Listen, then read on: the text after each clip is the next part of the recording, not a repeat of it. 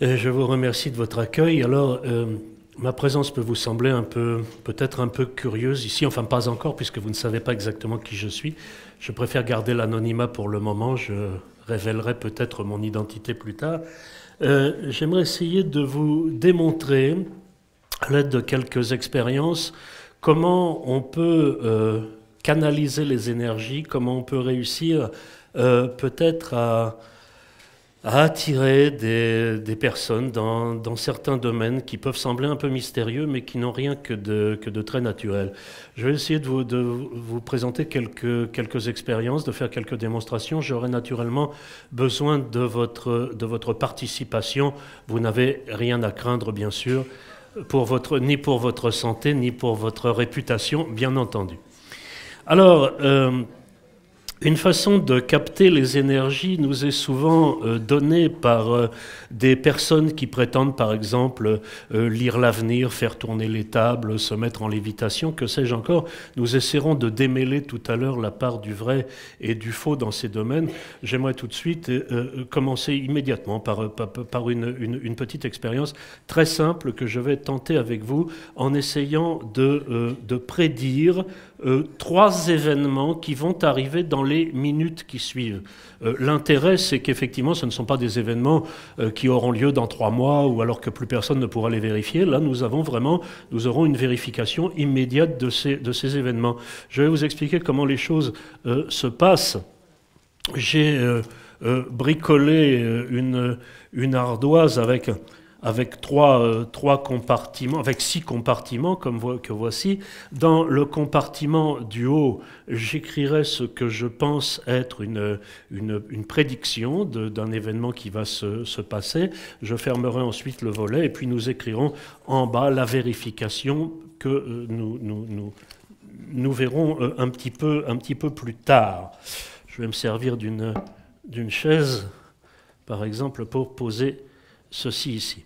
Alors, un des événements qu'on pourrait prédire, j'ai apporté ici une pile de vieux journaux, ils sont très anciens, et je vais demander dans quelques instants à une personne de choisir l'une de ces revues.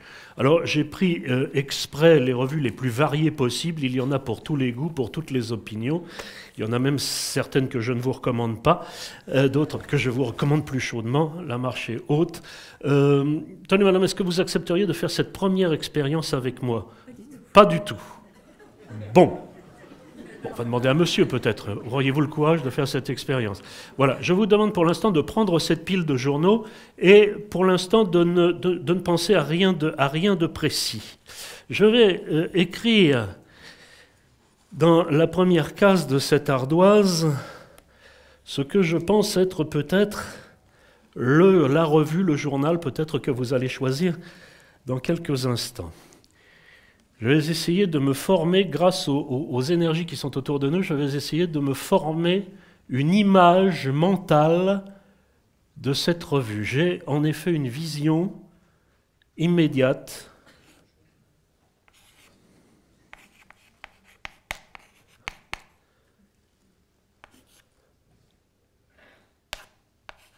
J'utilise un peu l'écriture automatique.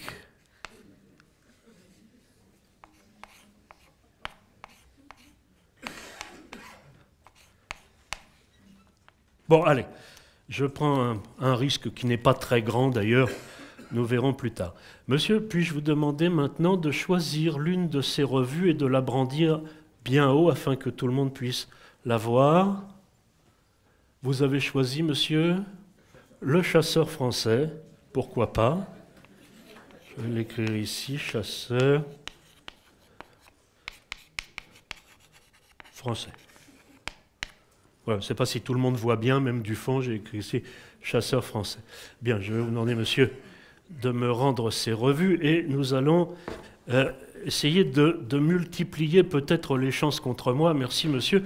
Dans la mesure où vous êtes peut-être en train de vous dire, ce monsieur a peut-être une technique, une façon de obliger la personne à choisir un journal plutôt qu'un autre. Alors là, nous avions, je ne sais pas si vous avez compté, nous avions une vingtaine de revues à peu près. Je vais multiplier les chances contre moi, ou les risques plutôt. avec une autre personne qui accepterait de faire cette expérience avec moi. Madame, vous accepteriez de faire cette expérience? Alors je vais vous demander, on va simplement travailler sur l'imaginaire. Je vais vous demander, on va imaginer un jeu de cartes. Qu'est-ce qu'un jeu de cartes? Ce sont des petits symboles que tout le monde connaît parfaitement, regroupés en 4 couleurs. On appelle couleurs comme au bridge, n'est-ce pas, le pique, le cœur, le trèfle et le carreau. 13 cartes dans chacune de ces couleurs, donc un choix de 52 cartes. Donc je vais vous demander pour l'instant de faire le vide, de simplement penser à ce jeu de cartes étalé devant vous comme sur une table et de promener votre regard sur ce jeu pour l'instant.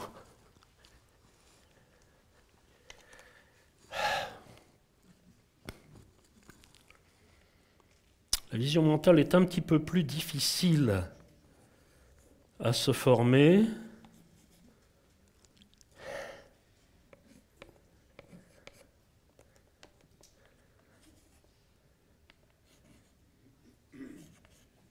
Oui, j'ai une vision.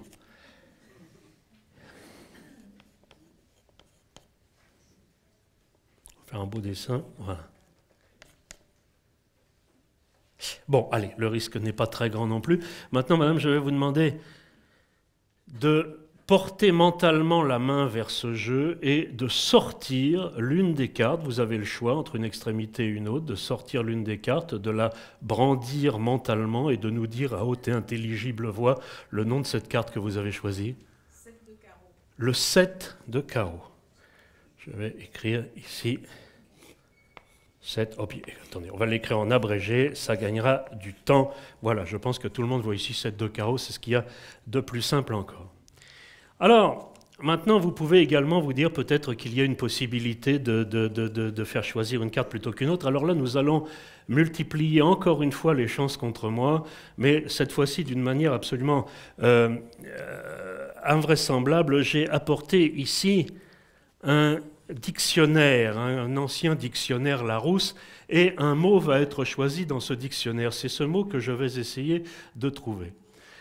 Vous allez me dire peut-être qu'il y a moyen de tomber toujours sur le même mot en ouvrant toujours le dictionnaire à la même page. Il peut y avoir une cassure qui se produise dans la reliure et le livre peut toujours s'ouvrir au même endroit. Donc nous allons éviter ceci et nous allons, pour choisir ce mot, procéder tout simplement par addition. Je vais demander à quelqu'un d'être un petit peu notre témoin. Monsieur, voulez-vous prendre ce dictionnaire par devers vous? Pour l'instant, on ne va pas l'ouvrir. Je vais quand même vous demander de vérifier le nombre de pages. Il y en a environ, je le connais très bien, il y en a environ 1800, hein, en gros, 1800 pages. Donc nous allons procéder par addition. Je vais vous expliquer comment nous allons faire.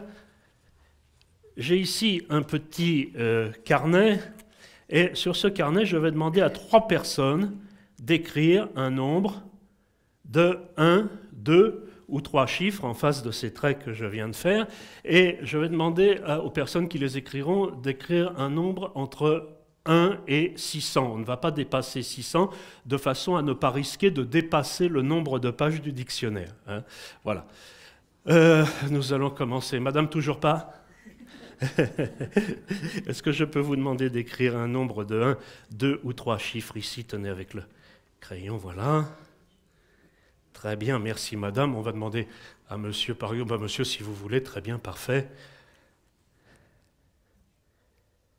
C'est très bien, et puis nous allons demander à une 3e personne.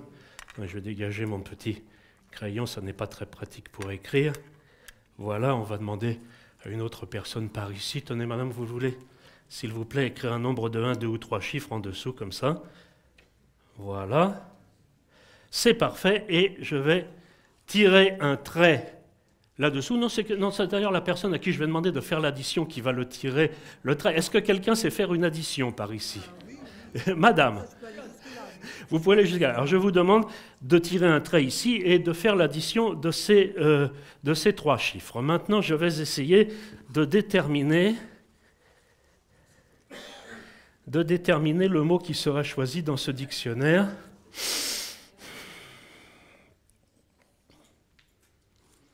J'ai en effet là encore une vision mentale qui me vient. Alors là, si c'est bien ce mot-là,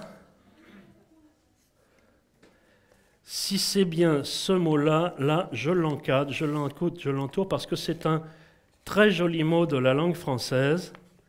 Je ne sais pas si ce sera celui-là qui sera choisi. En tout cas, je viens de l'écrire ici.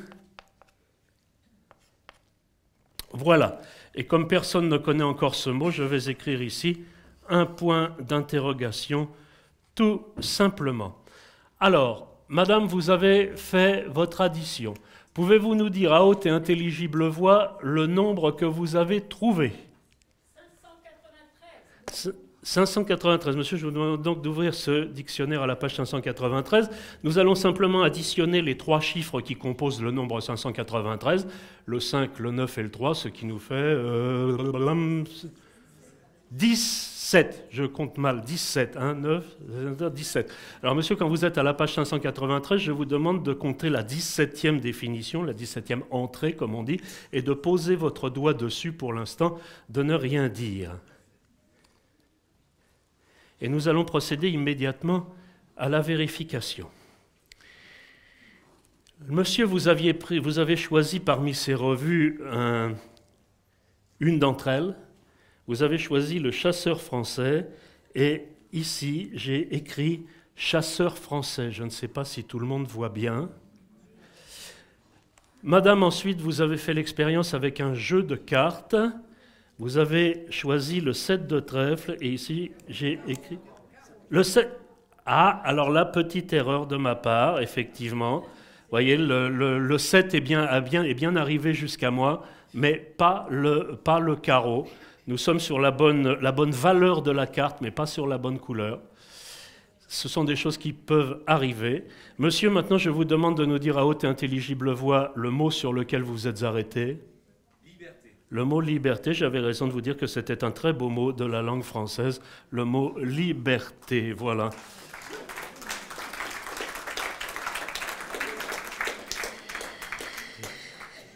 Merci beaucoup, je vais récupérer mon petit matériel, merci madame. Nous en parlerons tout à l'heure, madame. Nous en parlerons tout à l'heure.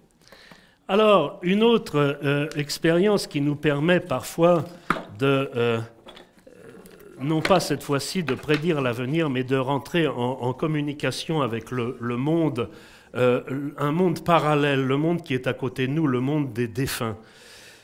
Ce n'est pas nouveau, les expériences de spiritisme, d'évocation des morts sont légion, et je voudrais essayer de tenter, toujours pareil, en captant, en canalisant les énergies qui sont autour de nous. C'est assez difficile aujourd'hui avec les ondes qui nous entourent, justement, on a des zones électriques, on a, j'ai le micro, peut-être ça qui m'a un petit peu troublé. Je voudrais essayer d'opérer devant vous, en pleine lumière, une manifestation spirite. Alors, de quelle manière vais-je procéder? Eh bien, j'ai apporté ici, toujours pareil, j'ai employé des objets anciens. On utilisait beaucoup autrefois ce genre de choses, des ardoises. J'ai ici deux ardoises, plutôt, que je vais numéroter sur leurs 4 faces. Voici la face numéro 1, la face numéro 2, la face numéro 3, et enfin la face numéro 4. J'ai donc bien d'un côté le 1 et le 3, de l'autre le 2 et le 4, qui doit être quelque part par là, le voilà. Alors je vais enfermer mon petit morceau de craie entre les deux, et je vais demander à une personne de bien vouloir tenir. Tenez, mademoiselle, est-ce que vous accepteriez de faire ce petit effort, de venir jusqu'à moi? Voilà, restez où vous êtes, et je vais simplement vous demander, voilà, vous pouvez baisser un petit peu les bras, simplement de rester comme ça, de façon à ce qu'il ne se passe rien d'autre. Alors, j'ai essayé de trouver une liste de personnages qui puissent tous nous intéresser, mais qui ne nous touchent pas de trop près, afin de ne pas blesser les sensibilités, de ne pas évoquer la personne d'un défunt proche, par exemple. Alors j'ai cherché une liste de personnages qui pourraient nous intéresser, et je suis tombé, c'est tout à fait arbitraire, hein, ça aurait pu être autre chose, sur la liste de nos présidents de la République disparus. Bon, c'est une idée qui en vaut une autre.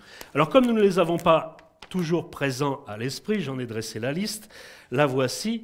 MacMahon, Jules Grévy, Sadi Carnot, Casimir Perrier, Félix Faure, Émile Loubet, Armand Fallière, Raymond Poincaré, Paul Deschanel, Alexandre Millerand, Gaston Doumer, Paul Doumer ensuite, Albert Lebrun, Vincent Auriol, René Coty, Charles de Gaulle, Georges Pompidou et François Mitterrand. Ici un trait qui nous montre que entre les deux, il y en a un qui est toujours vivant et puis nous en avons d'autres vivants par derrière. Alors, nous allons essayer d'évoquer et même peut-être d'invoquer l'esprit d'un de ces présidents disparus. Pour ce faire, j'ai écrit leur nom ici sur des petits cartons. Alors, ils sont tous là. Naturellement, ces petits cartons ont été mélangés, donc ils ne sont plus dans l'ordre chronologique de ma liste. Mais on les a tous, je ne sais pas si vous allez bien voir depuis le fond de la salle, mais les premiers rangs pourront témoigner. On les a tous, Vincent Auriol, Émile Loubet, René Coty, Alexandre Millerand, Sadi Carnot. On en a même laissé échapper quelques-uns, peu importe, Paul Doumer, j'ai vu passer Georges Pompidou, François Mitterrand, MacMahon, Casimir Perrier, Félix Faure, Armand Fallière. Alors, je vais tout simplement demander à une personne de choisir arbitrairement, tout à fait arbitrairement, l'un de ces cartons, en glissant son doigt. Oui, je vais simplement faire ceci. Une personne va glisser son doigt à l'intérieur de cet ensemble de petits cartons. Le doigt de cette personne sera arrêté sur un carton et c'est le carton qui sera choisi. Tout va bien pour l'instant? Très bien. Alors, je vais tenter l'expérience peut-être par ici, je vais m'éloigner un petit peu. Monsieur, est-ce que vous accepteriez d'introduire votre doigt n'importe où dans ces cartons? Voilà, vous prenez le carton sur lequel votre doigt s'est arrêté, vous le regardez. Est-ce que ce nom vous dit quelque chose? Pas grand-chose, montrez-le à votre voisine éventuellement. Je vous demande de bien retenir ce nom. Vous retenez-le bien, très bien. On va remettre le petit carton ici, on n'en a plus besoin, c'était juste un support pour la pensée. Voilà. Alors, nous allons essayer d'évoquer ou même d'invoquer ce président.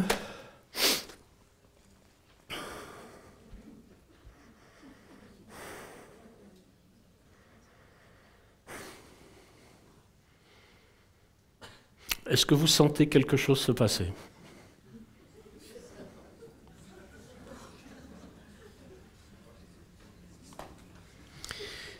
Président, voulez-vous intervenir? Bon, peut-être que nous serions aidés si monsieur nous disait à haute et intelligible voix le nom du président qui a été choisi. Paul Deschanel. Ah, Paul Deschanel, voilà un président intéressant. Je me suis intéressé naturellement à la biographie de chacun de ces présidents. Tous ne sont pas également intéressants, mais Paul Deschanel, je dois dire qu'il est intéressant dans la mesure où c'est un président, le pauvre homme, qui a eu un accident psychiatrique à la fin de sa vie. Tout le monde connaît l'anecdote. Il est tombé d'un train et la garde barrière locale a vu à 3 heures du matin un monsieur en chemise de nuit qui tapait à sa porte, qui lui a dit « Je suis le président de la République ». C'est une anecdote bien connue. Eh bien, nous allons voir si le président Deschanel veut intervenir. Vous ne sentez toujours rien? Mesdames et messieurs, j'ai peur que cette expérience soit totalement ratée. On va quand même vérifier. Je vais retirer, pardon, je ne touche à rien d'autre. Je vais retirer l'ardoise du dessus, le petit morceau de crâne. Oh, mais on dirait que quelque chose s'est passé sur l'ardoise que vous tenez. Vous les montrez à tout le monde, s'il vous plaît. Je vous remercie beaucoup de votre participation. Et qu'effectivement, une manifestation spirit s'est passée en pleine lumière. Président Paul Deschanel. Trait d'humour du président, très probablement. Voilà le genre d'expérience que l'on peut faire. Alors je voudrais en tenter peut-être une autre. Alors évidemment, le grand sujet, la chose dont on parle énormément, c'est évidemment la radiesthésie, le pouvoir du pendule. C'est très pratiqué en ce moment. Et je voudrais devant vous tenter une expérience relativement dangereuse. On va essayer, on va voir ce que ça va donner. J'aurais souhaité une table peut-être un peu plus haute. Non, allez, on va faire avec ce qu'on a, tant pis. J'ai apporté ici un jeu de petites rondelles de bois, mais l'une de ces rondelles est un petit peu particulière. L'une de ces rondelles présente un pic en métal. Il est extrêmement facile de repérer ce pic en métal. Je ne sais pas si tout le monde voit bien. J'aurais souhaité quelque chose de peut-être un peu plus haut, mais tout le monde voit bien? Bien. Ce pic de métal est assez facile à repérer tel quel, mais lorsque on recouvre ces rondelles de bois à l'aide d'un gobelet, là, on ne peut plus rien voir. Comment ? Alors, alors, effectivement, les gobelets sont un peu cabossés, mais peu importe, parce que je vais me retourner et je vais demander à une personne, d'ailleurs, de me rejoindre sur la scène. Est-ce qu'une personne accepterait de me rejoindre sur la scène ? Une dame, un monsieur ? Là, je suis désolé, mais j'ai besoin de votre participation. Madame, merci de votre participation. Venez près de moi. Venez, venez, venez.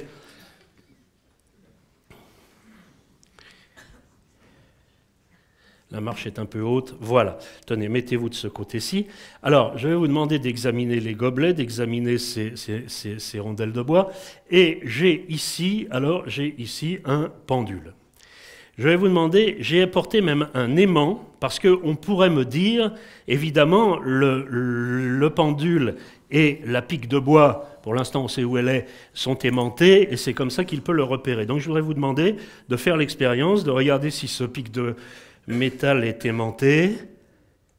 Il ne l'est pas. Mon pendule ne l'est pas non plus.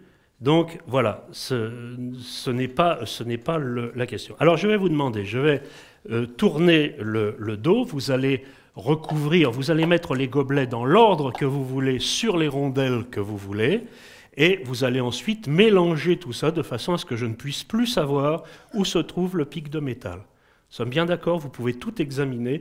Je me retourne, je n'ai pas ici de... Je vais même retirer mes lunettes, comme ça je verrai encore moins bien. Je n'ai rien ici, je n'ai pas d'écran, je n'ai rien qui puisse m'indiquer ce que madame est en train de faire. Vous me direz, madame, lorsque ce sera fait, vous-même savez-vous encore où se trouve le pic de métal? Non. Vous ne le savez même plus vous-même. Puis-je me retourner?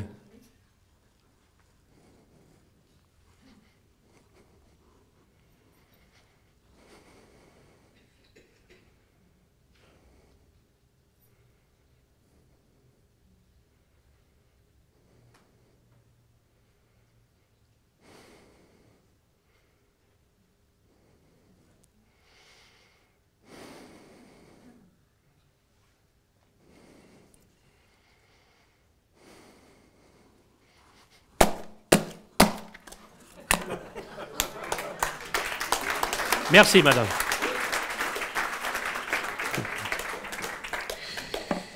Voilà, mesdames et messieurs, ces quelques démonstrations que je voulais faire devant vous avant de passer peut-être à une autre partie. Alors, je vais m'approcher du lutrin et j'aimerais tout d'abord essayer d'avoir votre sentiment sur ces expériences que vous venez de voir faire. Puis-je avoir quelques avis?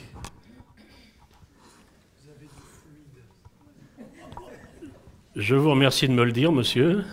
Monsieur m'a dit j'ai du fluide, si vous n'avez pas entendu. Monsieur. Pour l'expérience avec les chiffres additionnés, j'avais mis 622 et le chiffre qui a été calculé était plus faible. Je n'ai pas compris comment. Moi non plus. Alors je me pose la question sur... Vous avez raison de vous la poser. Je vais peut-être vous apporter quelques éclaircissements dans quelques instants. J'ai bien compris votre question, monsieur. Je vous apporterai quelques éclaircissements dans quelques minutes. Eh bien, moi, j'avais pensé au chiffre 593 qui a été effectivement proposé par la dame. Mais alors, je ne sais pas pourquoi. Et voilà, nous sommes en plein cœur du débat. Exactement. Si on a trouvé le même mot, exactement. Attendez, réclamez le micro parce que sinon on n'aura pas... Vous avez trouvé le même mot? Oui. De quelle façon, madame? Je ne sais pas. Non, mais vous avez pensé... Vous aviez pensé au mot, je ne sais même plus ce qui a été choisi, liberté, oui. J'ai dit à ma voisine, liberté, c'est liberté. Alors C'est-à-dire que je suis très, très surpris par ce que j'entends. Bon, apparemment, madame,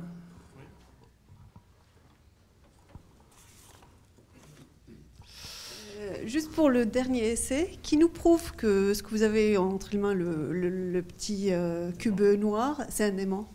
Ah, je l'ai remis dans ma poche. Si vous avez un objet métallique, bien entendu, vous pouvez le tester tout de suite. Merci. Oui, j'aurais dû en passer par là. Oui. C'est bien un aimant. Est-ce que c'est bien celui-là? Ah, vous êtes...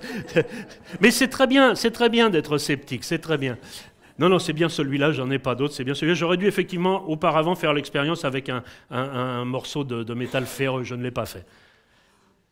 Mais votre réaction est bonne. Bon, je crois que le moment est venu de lever le voile.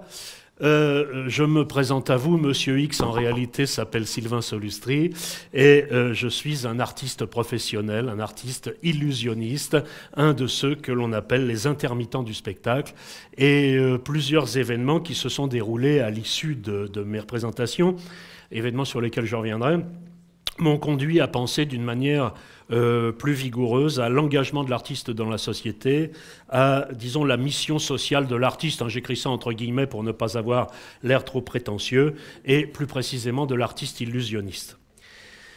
Je dois vous parler d'un lieu qui existe à Paris, non loin d'ici, d'ailleurs, rue Saint-Paul, c'est le musée de la magie. C'est une idée de créer un musée de la magie qui est venue il y a une vingtaine d'années à un groupe de magiciens professionnels dont je faisais partie, magiciens passionnés par cet art populaire. Et il faut d'abord savoir de quoi on parle. J'emploierai souvent le mot magie, car aujourd'hui on aime bien ce qui va vite. On disait autrefois prestidigitation, illusionnisme, on disait même physique amusante. Aujourd'hui on dit magie, ça va plus vite. Et c'est ce mot magie qui prévaut. En fait, notre musée devrait s'appeler le musée d'art magique. Alors je ne suis pas là pour vous faire de la publicité pour ce musée, mais pour vous donner les raisons de son existence et voir un petit peu sur quoi ça débouche. Les deux buts que nous poursuivions en ouvrant ce musée, le premier c'était que nous nous sommes aperçus que cet art, car c'est un art, était très mal connu du public, à telle enseigne que lorsque le magicien arrive quelque part, on entend des propos comme « Ah voilà le magicien, attention à vos montres et à vos portefeuilles hein, », comme si le magicien était un voleur. Et c'est une plaisanterie que ceux qui la profèrent trouvent d'ailleurs généralement originale, mais qui résulte d'une association d'idées aussi fausses que peu flatteuses et qui montre surtout une singulière méconnaissance de la nature et souvent des beautés de l'illusionnisme. Donc, à la longue, un peu irrité par ces propos réducteurs, nous avons décidé d'ouvrir un musée pour faire comprendre au public que l'art magique est un art et que, comme à tout art, se rattache un patrimoine, une culture, un historique. Et c'est ce côté patrimonial, culturel, historique que nous souhaitons faire découvrir sous les dehors les plus amusants et les plus divertissants possibles pour que tout le monde y trouve son compte, les petits comme les grands. Mais c'est surtout la deuxième raison qui m'a amené ici aujourd'hui, c'est la manière de montrer que l'illusionnisme peut être une école au service de la raison. Il faut bien faire le distinguo entre l'illusionnisme et les charlatanismes de tout poil qui fleurissent un petit peu partout. L'illusionnisme est un art insolite, un ensemble de techniques qui consiste à faire semblant de produire des phénomènes qui défient les lois naturelles. Produire des expériences, des apparences inexplicables, amusantes, gracieuses ou émotives, c'est la synthèse du charme et de la ruse, un spectacle fascinant et un jeu de société sans doute, mais c'est aussi une méthode efficace pour le dépistage des illusions sensorielles, des erreurs d'observation et des fabulations. C'est également une gymnastique intellectuelle qui aide souvent à découvrir les causes d'erreurs dans des thèses apparemment valables. Par exemple, depuis quelques années, lorsque des phénomènes étranges se produisent, je parle de phénomènes spirites, de maisons hantées, de poltergeist, d'incendies spontanés, on a vu ça également, d'apparitions divines, pourquoi pas. On a vu une fuite d'eau qui déterminait une forme un petit peu, qui ressemblait vaguement à une vierge sur un mur, et immédiatement, on avait 5000 personnes qui étaient à genoux devant cette fuite d'eau. Bon, voilà. Donc, on s'est aperçu que les autorités scientifiques, qui sont souvent appelées sur les lieux pour constater ce genre de phénomène, se laissent berner par les trucages que seuls les magiciens, par leur connaissance professionnelle, peuvent détecter. Nous sommes appelés assez souvent maintenant, aux côtés des scientifiques, pour essayer de détecter, lorsqu'il y a phénomène, s'il y a trucage ou s'il y a phénomène authentique. Cela dit, quand il y a phénomène, ce n'est pas parce qu'on voit quelque chose que cette chose est vraie. Il faut bien le voir l'idée. Donc, tout en étant ludique, nous essayons d'apporter quelques lumières sur un certain nombre de phénomènes. Nous présentons par exemple de nombreuses illusions d'optique, dont certaines peuvent être manipulées par les visiteurs, et nous leur expliquons comment l'image qui se forme sur la rétine et comment l'œil communique cette image au cerveau, qui bien souvent interprète mal ce que les yeux lui envoient. Nous essayons donc de sortir nos visiteurs de leurs expériences de l'obscurantisme du monde environnant avec ses habitudes de pensée, ses lieux communs et ses raisonnements sommaires. Ce n'est pas facile. Notre grand combat, celui que poursuit depuis des années notre ami Gérard Majax, que vous connaissez tous, qui lui se présente... Alors j'ai fait exprès tout à l'heure de ne pas me présenter au début comme un illusionniste, car je serais parti perdant. Si vous voulez, on aurait dit, bah oui, c'est un magicien, donc il nous fait des tours de magie, ce qui est vrai. En gardant un petit peu ce mystère, ce côté Monsieur X, alors je ne vous cacherai pas que je n'ai utilisé que ce que le public appelle des trucages, des techniques. Alors c'est pour ça que je suis très étonné quand madame me dit « mais ça peut arriver hein, j'ai pensé au nombre 593 où j'avais le... Bon, après tout, pourquoi pas hein, mais je suis quand même un petit peu sceptique sur ce genre de phénomène. Notre grand combat est celui-là, démasquer les charlatans, les superstitions et les supercheries. L'illusionnisme doit se battre sur deux fronts, divulguer la connaissance et lutter contre l'obscurantisme. J'essaie de traduire ici une certaine approche scientifique sans excès de raison. La raison n'est pas là pour expliquer ce qu'on ne connaît pas, mais pour développer le doute. Ça, c'est quelque chose de très, très important. La magie peut amuser, mais aussi développer le doute et l'esprit critique, et je serais heureux si mon travail pouvait avoir cette portée. On sait que l'être humain garde toujours imprimé en lui la mentalité primitive. C'est une des causes pour lesquelles, même chez des personnes cultivées, on voit coexister des connaissances positives et des croyances illusoires. L'interprétation irrationnelle d'un fait est toujours l'expression spontanée de la nature affective, associée à une déficience de l'esprit critique et parfois à un manque de documentation objective. C'est ce qui explique dans nos sociétés modernes la survivance des religions, la vague de l'occultisme et l'existence des sectes. Nous y voici.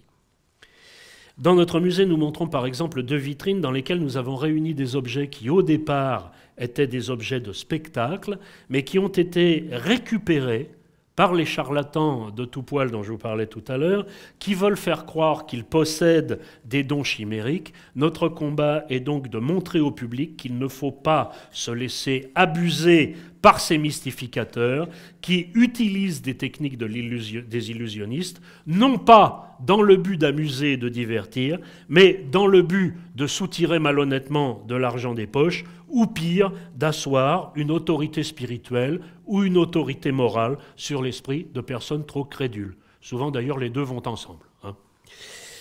Si je vous parle de tout ça aujourd'hui, c'est pour bien marquer que la croyance illusoire en des phénomènes prétendus paranormaux, n'importe quelle personne crédule pourrait très bien se laisser entraîner sur le chemin glissant qui mène aux sectes. Vous voyez qu'on peut très bien commencer à croire à ce genre de choses. Vous pouvez assister à ce genre de démonstration par quelqu'un qui ne se prétendra pas illusionniste, qui dira « j'ai des pouvoirs extraordinaires, voilà ce que je peux faire, je peux prédire l'avenir, je peux évoquer les esprits, je peux faire ceci ou cela ». Et si on met le doigt, je pense à des personnes en situation peut-être de fragilité psychologique, si on commence à mettre le doigt dans cet engrenage, on peut très facilement se laisser ensecter, hein, si vous me permettez le mot. Alors, je présentais un jour, je dis que certains événements étaient... on est toujours dans les temps. Certains événements m'avaient conduit à cette réflexion. Je présentais un jour ce spectacle de mentalisme, hein, le mot est lâché, ce sont ce qu'on appelle... C'est une branche un petit peu particulière de l'illusionnisme. Une dame âgée est venue me voir à l'issue de ce spectacle et m'a demandé avec beaucoup d'émotion si je pourrais l'aider à retrouver un objet auquel elle tenait et qu'elle avait perdu. Alors j'ai été obligé de lui dire que je ne pouvais pas l'aider, que je ne faisais que du spectacle et rien d'autre que du spectacle, que je ne possédais aucun don qui pouvait me permettre de satisfaire sa requête. Et bon, cette dame était très déçue et j'étais très triste de voir le chagrin de cette dame. Une autre fois, c'est un monsieur d'origine antillaise qui est venu me voir et qui m'a demandé si, grâce à mes dons, je pourrais deviner s'il allait se marier prochainement, si son mariage allait être heureux, si sa femme serait fidèle, etc. Enfin, ce genre de choses. Et je lui ai tenu le même discours qu'à la dame. Je lui ai dit, aucun don. Eh bien, lui est parti très fâché. J'ai vu qu'on était vraiment là, il est parti très fâché. Alors, quelques temps plus tard, j'ai raconté ces deux anecdotes à un ami magicien, et cet ami m'a dit « Mais tu es un imbécile ». Et il a employé un autre mot. Il m'a dit « L'argent que tu ne leur as pas pris pour leur dire ce qu'ils avaient envie d'entendre, eh bien, c'est un autre qui va leur piquer ». Et c'est sans doute ce qui est arrivé. Mais bon, je lui ai dit, je suis désolé, mais je désire pouvoir encore me regarder dans une glace. Jamais je ne ferai ce genre de choses. Voilà. J'ai peut-être tort, j'en sais rien. Alors, c'est vraiment à ce moment-là que j'ai pris conscience du devoir du magicien de procurer du rêve, certes, mais aussi de développer l'esprit critique du public, afin que celui-ci ne tombe pas dans les pièges qui lui sont tendus. La prestidigitation ne se contente pas d'être amusante en théorie, elle a aussi son incontestable utilité. Auguste Lumière la trouvait si utile pour la fonction de la formation de l'esprit que dans sa préface du Manuel pratique d'illusionnisme et de prestidigitation de 1936, il souhaite qu'on l'enseigne dans les établissements scolaires. Il succédait en cela à Rabelais, qui le souhaitait également. Depuis des millénaires, l'humanité s'est trouvée sous le joug des charlatans, des diseuses de bonne aventure, des médiums, des fabricants d'ectoplasmes, des soi-disant ou prétendus spécialistes de la radiesthésie, des sorciers, des devins, des sibylles, des pythonisses, et j'en oublie, des grands prêtres et autres baudruches charismatiques, dont les méfaits ont été innombrables et dont on a pu se libérer grâce à la connaissance. Les gens de cette sorte sont facilement démasqués, largement dénoncés, par exemple dans la presse associative des magiciens. On se souvient par exemple, il y a une trentaine d'années, du phénomène Uri Geller, vous en souvenez sans doute. Bon, tant qu'il s'amusait à tordre les petites cuillères, c'était pas grave. Quand il a commencé à dire que grâce à ses dons, il pouvait guérir des maladies graves, le cancer par exemple, là on marchait plus, et on ne doit pas marcher là-dedans. Hein. Voilà. Donc il reste de notre devoir de mieux informer le public. Je prétends très modestement que l'art des magiciens peut apporter sa petite pierre à cette connaissance. Et justement, puisqu'on parle de cela, j'ai envie de citer en conclusion le regretté docteur d'Hôtel, qui fut le président de l'Association française des prestidigitateurs, grand pourfendeur de fumistes de son temps, qui nous a raconté ses démêlés avec un certain fakir Tarabet qui défraya la chronique dans les années 30. Alors s'il nous reste un petit peu de temps tout à l'heure, je vous raconterai la manière dont Tarabet procédait pour capter les esprits, mais pour l'instant peut-être on est arrivé au bout du quart d'heure qui m'était imparti. Donc je citerai pour conclure les propos du docteur d'Hôtel. L'illusion que nous versons, nous magiciens, n'a pas, elle, de lendemain douloureux, et c'est vraiment de celle-là qu'on a pu dire « elle est fille du rêve et mère du plaisir ». Mesdames et messieurs, j'ai dit ce que j'avais à dire, et je vous remercie de votre attention.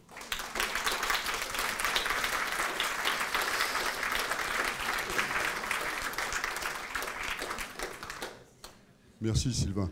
Je ne sais pas si vous avez beaucoup de questions à poser, il y en aurait des centaines. Hein. Comment ça se fait que ça marche? Mais je sais que tu réponds jamais à ce genre de questions. Alors, vous dévoilez... Ça marche plus, donc je remets le micro. Je pensais que ça passait là-dedans, mais apparemment ça passe pas. Hein, voilà.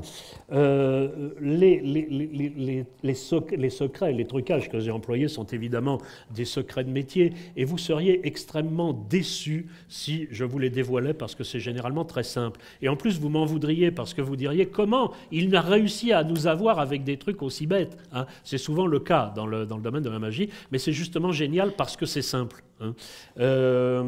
Est-ce que je pourrais vous révéler quelque chose? Non, surtout pas. Surtout pas, allez, surtout pas. Monsieur le Président, je suis surtout d'accord pas, avec parce vous. qu'on fera Surtout une pas. journée de réflexion entièrement sur la magie. à la limite. Voilà, c'est entièrement basé sur le rêve, hein, c'est ça qu'il faut faire. C'est, je crois, quand on voit un spectacle de magie, c'est comme lorsqu'on va au cinéma, on voit un film à truc, on suspend le temps de la séance son refus de croire à l'impossible. Hein. On est dedans. Si on n'est pas dedans, c'est que le film est mauvais ou que le numéro est mauvais. Mais on suspend ce refus, et puis quand on sort de la salle, on sait très bien que tout ça n'est pas vrai. Et il faut garder justement son jugement critique.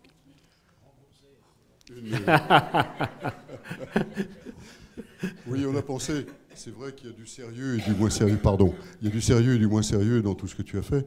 Mais on a pensé. J'ai justement essayé. Alors là, c'était très difficile pour moi parce que généralement, ces choses-là, je les présente avec quand même pas mal d'humour. Et là, nous avions convenu d'essayer d'être aussi sérieux que possible pour essayer de donner une certaine crédibilité à ce personnage de type qui manipule les énergies, etc. Alors moi, déjà, quand j'entends le mot énergie, tout ça, déjà, je commence à être sceptique. Hein. Voilà. Après, on dit, vous allez voir, on va vous rééquilibrer vos énergies. Dit attention, danger. On a quelqu'un qui a une question là. Oui, merci tout d'abord pour votre démonstration, mais je me pose une question. Je me demande comment je vais considérer maintenant Victor Hugo. Si je reprends vos propres termes, est-ce que c'est un charlatan? Alors, écoutez, je crois que Victor Hugo croyait très fort aux esprits, à toutes ces choses. On connaît ses expériences de table tournante à Guernesey, etc. Bon.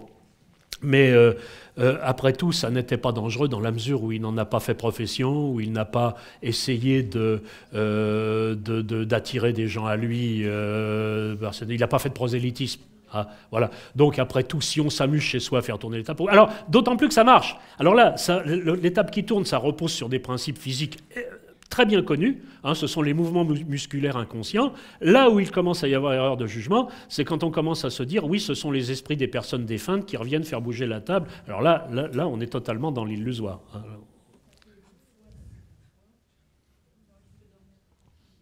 Attendez, demandez le micro, parce que sinon, on ne saura jamais quelle question vous avez posée. Juste un petit ajout sur Victor Hugo. Je suis ici. Un petit ajout sur Victor Hugo. En effet, il faisait tourner les tables, il faisait également parler les défunts, enfin les tables faisaient parler les défunts, mais il se trouve que quand Victor Hugo était là, les personnes parlaient en vers, et lorsqu'il n'était plus là, il ne parlait plus en vers. On se demande pourquoi. Je vais dévoiler un truc pour faire tourner les tables. C'est Elena Petrovna Blavatsky, qui, elle, cédait de son pied.